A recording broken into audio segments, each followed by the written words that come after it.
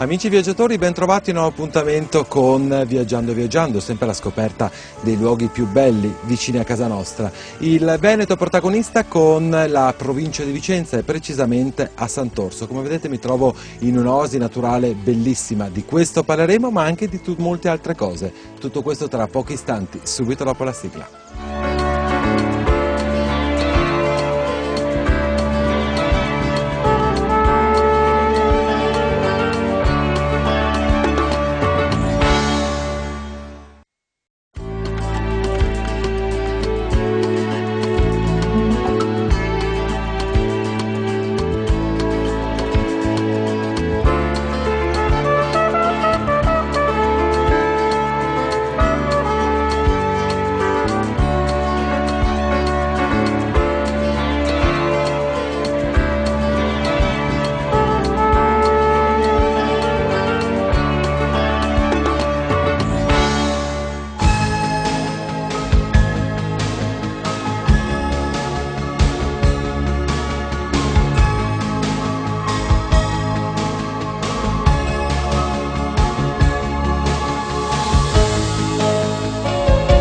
Iniziamo il nostro viaggio, come abbiamo già annunciato nel presigla. Oggi protagonista di questa puntata è Sant'Orso, quindi ancora la provincia di Vicenza. Qui a fianco a me Maurizio De Rossi, bibliotecario del comune di Sant'Orso, alle nostre spalle la Chiesa del Santo, in un luogo molto particolare perché c'è una veduta veramente panoramica molto bella, un po' possiamo dire mozzafiato perché si vede un po' proprio tutta la vallata e in una giornata di sole come questa è veramente molto bello, anche perché c'è un'atmosfera molto tranquilla, molto soft e quindi si viene qui, si vive nella storia, nella natura con una veduta molto bella.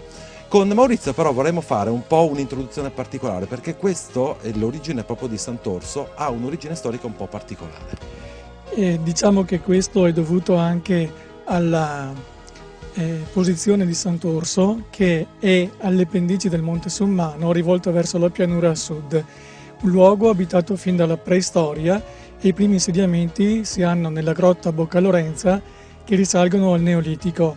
Poi abbiamo grandi testimonianze di questa frequentazione umana anche sulla cima del Monte Summano, che è divenuta luogo di culto fin da epoca preromana. Quando è che arriva l'origine proprio di Sant'Orso, quindi del santo a cui viene dato il nome appunto a questo paese? Viene relativamente in epoca più tarda, nel secolo IX, all'epoca di Carlo Magno, quando Sant'Orso inizia la sua vicenda legandola alla fine della sua esistenza proprio a questo luogo. Tra l'altro un santo che ha una storia un po' particolare che viene raccontata proprio all'interno di questa chiesa con delle tavole che vogliono un po' raccontare appunto quella che è stata la storia e l'avventura di questo santo. La storia di Sant'Orso parte dalla Francia. Era un nobile che è andato alla corte di Carlo Magno come cavaliere, ma la sua vicenda parte ancora quando neonato. Gli viene pronosticato il parricidio. Lui sarebbe diventato l'uccisore del padre. Per evitare questo si allontana dalla Francia, arriva in Dalmazia, lì dopo varie vicende diventa re della Dalmazia e il padre, conosciuta questa vicenda in Francia, decide di andare a trovare il figlio in Dalmazia. Lì purtroppo per un malinteso viene accolto dalla moglie di Orso e un servitore va ad avvisare il santo, che allora era semplicemente re della Dalmazia, e che torna furibondo e trovando il padre coricato accanto alla moglie fa una strage, uccide il padre, il figlioletto e la moglie. A quel punto si accorge del misfatto, va a chiedere perdono al Papa a Roma che gli impone una penitenza, deve recarsi al santuario del Monte Summano senza chiedere dove fosse. Dopo 12 anni di pellegrinaggio arriva in questi luoghi e qui muore.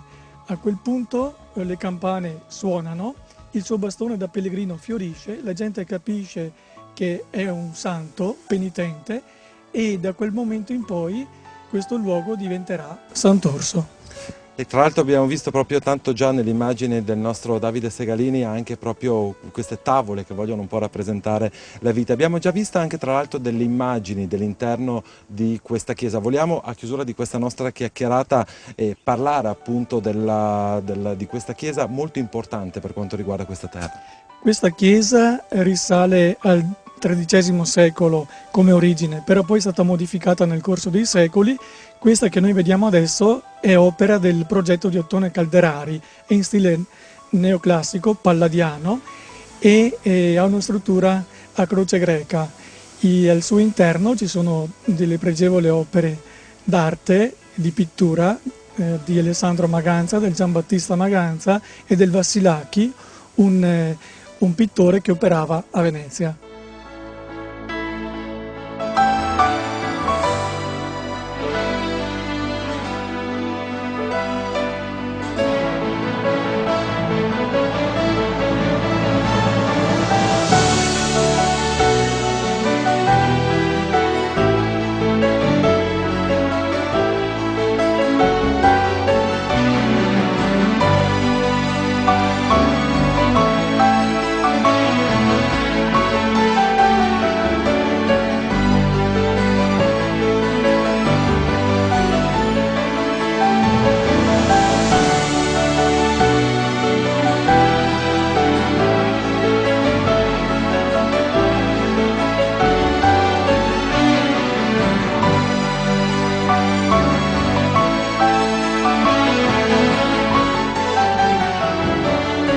Sant'Orso assolutamente da vedere, c'è il Museo Archeologico dell'Alto Vicentino, ma andiamo a scoprirlo assieme.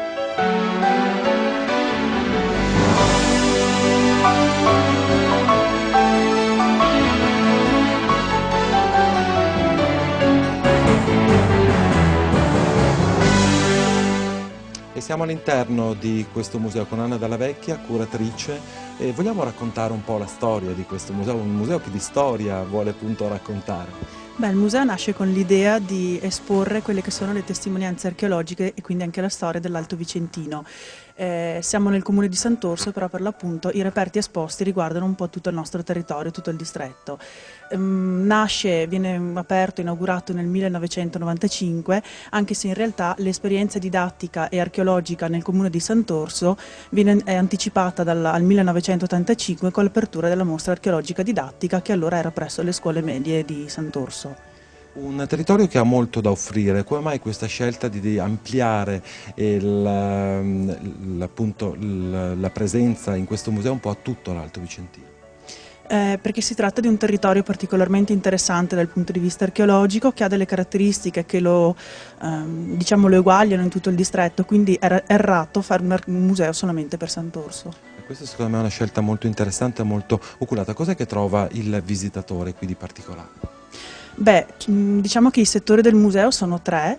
Una prima parte dedicata alla preistoria e protostoria dell'Alto Vicentino alle nostre spalle. Qui dove siamo adesso tutta la parte dedicata al villaggio preromano di Sant'Orso, per finire nella parte tardo-antica, tardo-romana, dall'altra parte del museo. Diciamo 1995 hai detto, una bella scommessa possiamo dire vinta? Sicuramente sì, sia per i visitatori che per le ricerche che il museo continua a fare con successo. Parliamo appunto di quello che è il museo oggi, nel presente. Diamo qualche informazione di servizio ai nostri telespettatori per venire a visitare questo museo, come si deve fare, orari di apertura e quant'altro.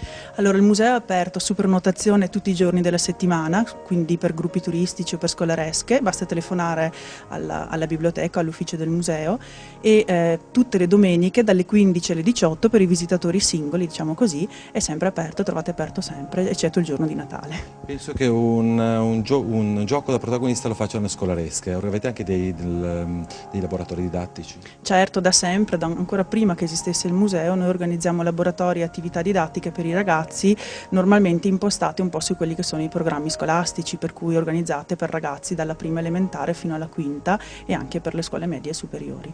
Complimenti. Grazie.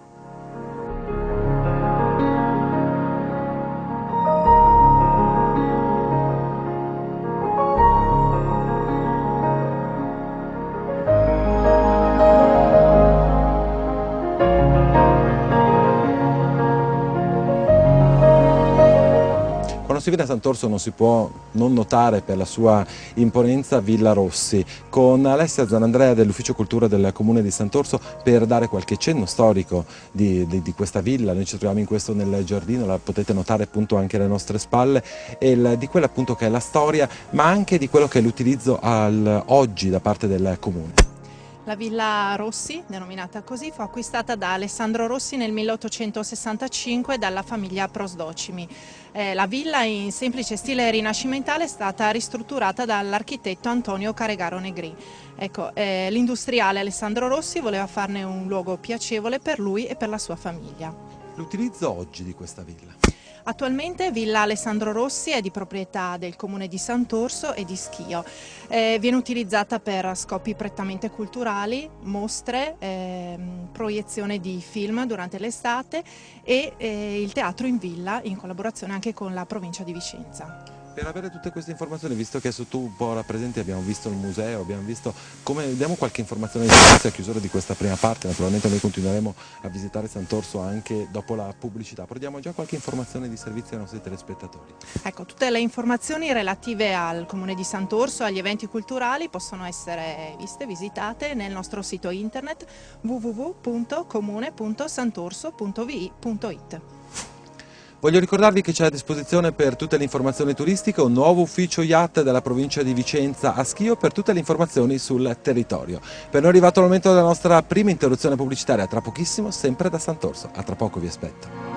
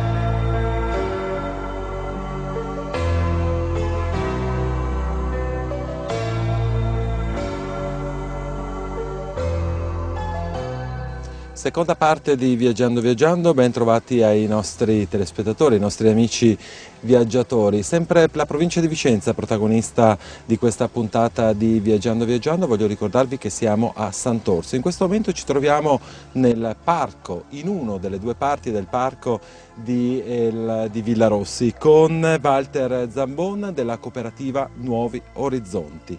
Un parco particolare, dicevamo. Sì, è un parco in stile inglese, romantico, costruito nella seconda metà dell'Ottocento, costruito da Alessandro Rossi, proprietario allora della villa.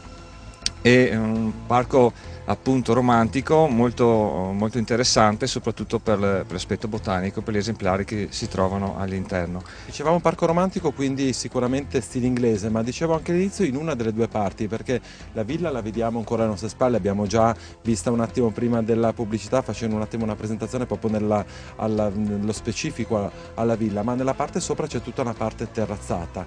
Qui dicevamo un parco all'inglese con una peculiarità molto interessante. Rossi portava qui per fare sfoggio un po' tutti gli ospiti più illustri, però ancora oggi questo parco viene aperto al pubblico e ci sono degli esemplari di piante e di erbe fatti proprio quando c'è stata l'installazione, l'impianto principale, il storico. Esatto, ci sono alcune essenze al bordo, alcune piante molto interessanti, piante che sono state messe a dimora appunto intorno al 1865-1870, piante molto interessanti, e il parco comunque è usufruibile al pubblico nel fine settimana, e quindi si può passeggiare tranquillamente lungo questi sentieri ondulati lungo il parco e vedere appunto queste piante molto interessanti. È bellissima l'atmosfera che si respira all'interno di questo parco, sembra di essere in un altro mondo, in un altro territorio, non so se sei d'accordo con me. Tu abbiamo detto la cooperativa Nuovi Orizzonti, di cosa si tratta? Allora, la cooperativa è nata 30 anni fa grazie a un'idea dell'ANFAS di Schio, dell'associazione ANFAS di Schio. Siamo partiti 30 anni fa proprio per dare la possibilità a ragazzi con problematiche personali di trovare comunque un loro inserimento sia lavorativo sia sociale nel territorio.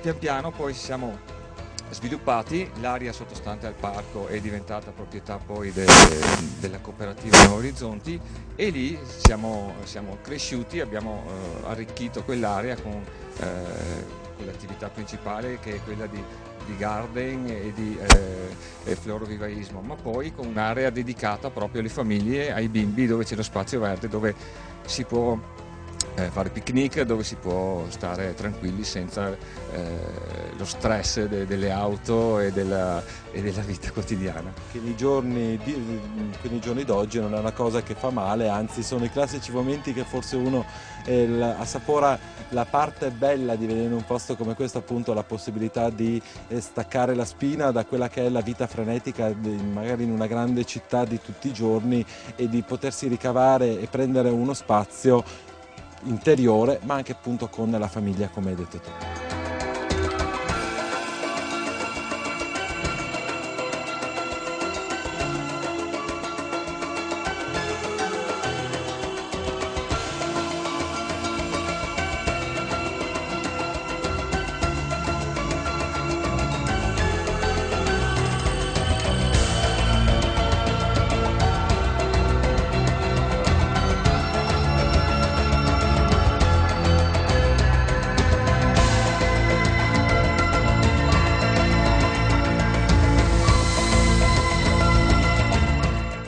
Sembra di entrare veramente in un altro mondo, l'atmosfera si respira proprio la tranquillità, relax ed è veramente delle suggestioni molto belle. Tra l'altro mi dicevi, ritornando al discorso delle piante secolari, che qui ci sono due esemplari molto particolari. Esatto, abbiamo proprio qui di fianco due piante messe a dimora intorno al 1870, un pino dell'Himalaya e proprio sul bordo del laghetto un Taxodium disticum che arriva dalla Florida, originario della Florida. Sono due esemplari originari del primo impianto di Alessandro Rossi.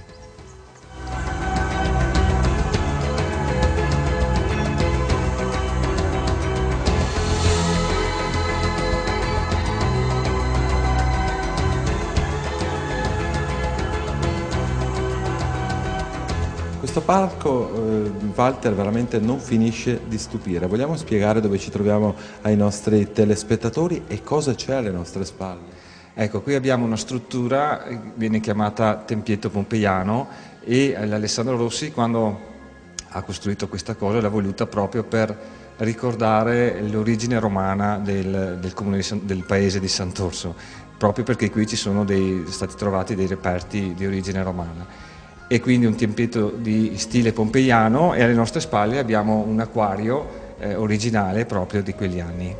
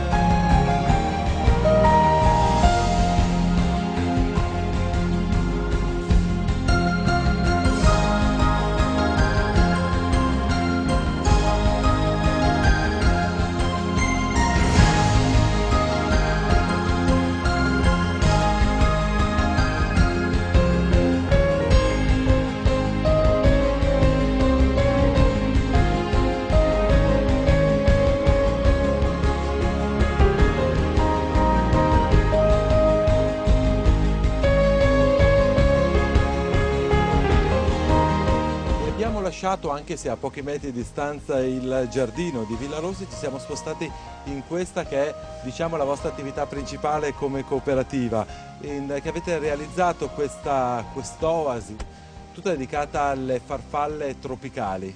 Sì, sono farfalle di origine tropicale, è un'oasi di 1200 metri quadrati e ospita appunto questi insetti.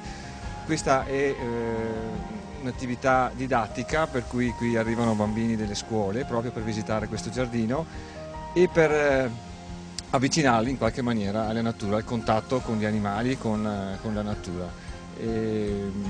La cosa bella è appunto che si può andare a visitare appunto il parco di Villa Rossi, quindi entrare anche un po' nella storia. In questo giardino abbiamo visto prima il giardino romantico, il laghetto artificiale, il tempio romano, quindi si entra proprio nella storia fra antica Roma un po' e stile inglese, se così possiamo semplificare e abbreviare, e poi si passa invece a quella che è la magia, specialmente per i più piccoli ma anche per i grandi, di migliaia e migliaia di specie di farfalla che comunque rimangono, guardate, stanno volando anche sopra di noi e sono veramente molto belle. Sì, sono interessanti e soprattutto per i più piccoli, per i bambini è una scoperta, sono entusiasti proprio di questa esperienza. Abbiamo parecchi bambini che vengono a visitare, ma quello che ci interessa proprio è avvicinare i bambini, i ragazzi al contatto con la natura proprio. Sì, anche perché il tutto si può concludere con un bellissimo pranzo al sacco in una zona dedicata, sicura per i bambini e quindi anche per i genitori oppure per i gruppi. Si fa si entra a contatto con la natura e poi si completa questa giornata con un bel pranzo al sacco, magari in una sabato, una domenica, in una giornata speriamo bella sotto il segno del sole, potrebbe essere appunto la conclusione di una bellissima giornata. Per avere informazioni per le visite come bisogna fare?